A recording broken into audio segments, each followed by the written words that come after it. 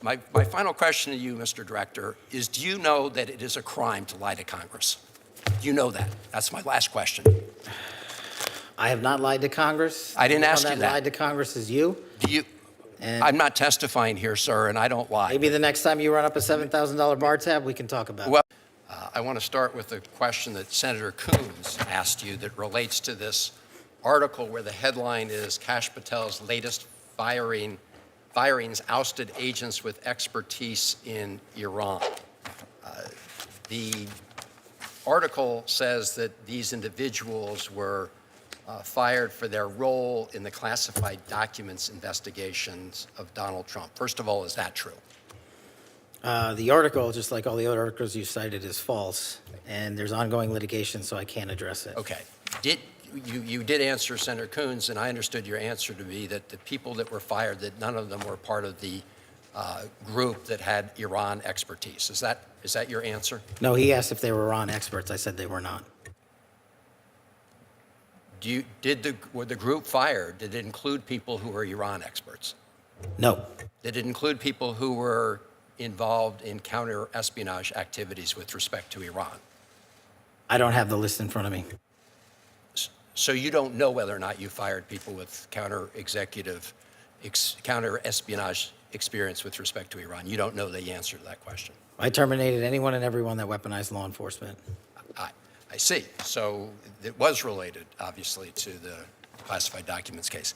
So That's not what I said. Well, Director Patel, I understood you to say in response to Senator Murray that you've not redirected FBI resources toward the immigration enforcement effort. That's not what I said. Okay. Have you redirected resources away from your core FBI responsibilities toward the mass deportation effort? No one at the FBI has been permanently reassigned on the immigration front, and when we pull the numbers, the FBI's overall operational field expenditures surged periodically for immigration enforcement activities, including the arrest of 2,000 people with direct ties to foreign terrorist organizations, was 2.4%. So, okay, so the key word there, I guess, was permanently. You have not permanently reassigned. Is that what you reassigned temporarily? Surges, yes, sir. Okay. Have you had a chance to listen to or read about Brian Driscoll's statements about what you said to him and the reasons for his firing? No, I have not, sir. Okay. So let me just say this, Mr. Director. In your response to me earlier, where you had a little bit of a blow-up, you made a couple provably false statements. So did you. No, Mr. Director, I was reading about and asking you to respond to allegations that are made. In fact, I was giving you an opportunity to do that, and you took that opportunity.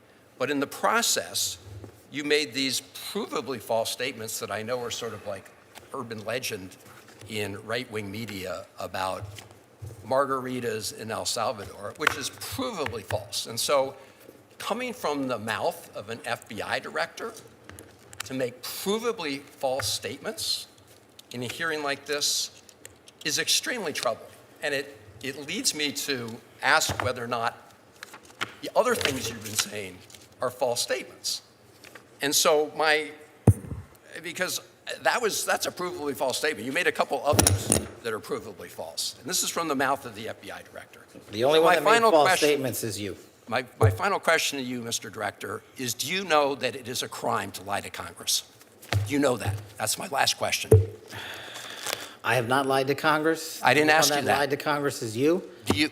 And I'm not testifying here, sir, and I don't lie. maybe the next time you run up a $7,000 bar tab, we can talk about it. Well, see, there you go, lying again. You suggested in the FEC report. I'll post it right now. You suggested it was Hang public. on. It wasn't public money, as you know. That was for a 50-member staff party. So it was a $7,000 bar tab. Mr. Patel, I'm glad. Let me just say in closing, Mr. Chairman, two things.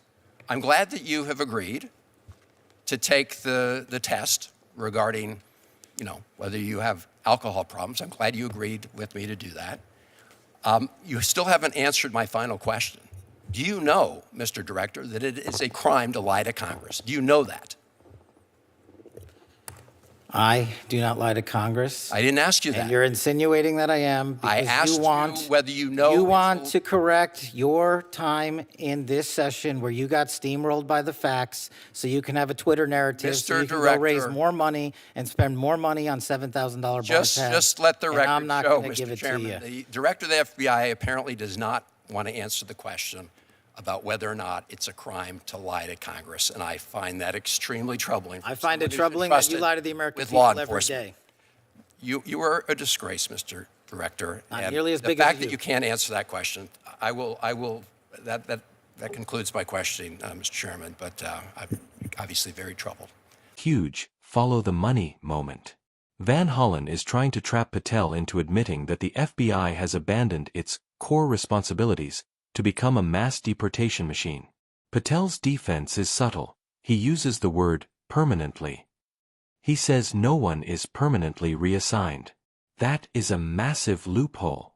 It means he can move 90% of the force to the border, temporarily, for a surge, and technically not be lying. This is how the game is played in D.C. They fight over definitions while the actual work on the ground changes entirely. But the real fireworks start around the 3-minute mark. This is where the script shifts from boring government oversight to mean girls in suits. Van Hollen accuses Patel of spreading urban legends from right-wing media, specifically mentioning margaritas in El Salvador. Now, if you aren't terminally online, you might have missed that. He's referencing specific talking points used to discredit political opponents by painting them as frivolous or corrupt. When Van Hollen asks, "Do you know that it is a crime to lie to Congress?" he is laying a legal minefield. He isn't just asking a question, he's threatening a future indictment. And Patel? He doesn't blink. He turns it right back around. This is the "no, you" defense. Patel says, "Lied to Congress is you." It's informal, it's aggressive, and it's designed for social media clips. And then, the bar tab. This is the moment that went viral. Patel bringing up a $7,000 bar tab is a tactical nuke. It has nothing to do with Iran. It has nothing to do with the FBI. It is a pure character assassination attempt. He's essentially saying, "You're lecturing me on ethics while you're out partying on someone else's dime." Van Hollen's defense, that it was a 50-person party and not public money, is technically a solid defense, but in a 30-second TikTok clip, the nuance is lost. All the audience hears is $7,000 bar tab and alcohol problems. This is the new normal for congressional hearings. It's no longer about finding the truth, it's about creating Twitter narratives, as Patel ironically points out. Patel is accusing Van Hollen of grandstanding to raise money, while Van Hollen is accusing Patel of being a disgrace who is dismantling the FBI from the inside. What the audience needs to understand is the story behind the story. We are witnessing the total breakdown of trust between the people who make the laws and the people who enforce them. When Van Hollen says he finds it troubling that the director of the FBI won't acknowledge that lying to Congress is a crime, he's signaling to the American public that the rule of law is vibrating on a very thin string. Meanwhile, Patel is speaking directly to a base of voters who believe the FBI has been a corrupt institution for years, and he is their wrecking ball. Educate yourself on this. When you see these surges of 2.4% operational expenditures Patel mentioned, that sounds small, right? But in the context of the FBI's multi-billion-dollar budget, 2% is a staggering amount of money and manpower being moved away from counterterrorism or cybercrime towards civil immigration issues. This is a fundamental reimagining of what the FBI is for. In conclusion, this script is a masterclass in deflection and aggression. Van Hollen used his time to try and pin Patel down on legalities and specific firings, while Patel used his time to attack the credibility and personal habits of the senator. No one actually won this exchange in terms of policy, but in terms of political theater? This is an Oscar-winning performance of a government in conflict. It's dirty, it's personal, and it shows that the experts in the room are no longer interested in talking about the facts, they're interested in winning the war of perception. Keep your eyes on the Iran experts mentioned at the start. If the FBI loses its brain trust on foreign adversaries, The long-term impact on national security will be felt long after this $7,000 bar tab argument is forgotten. That's the real story. The rest is just noise for the cameras.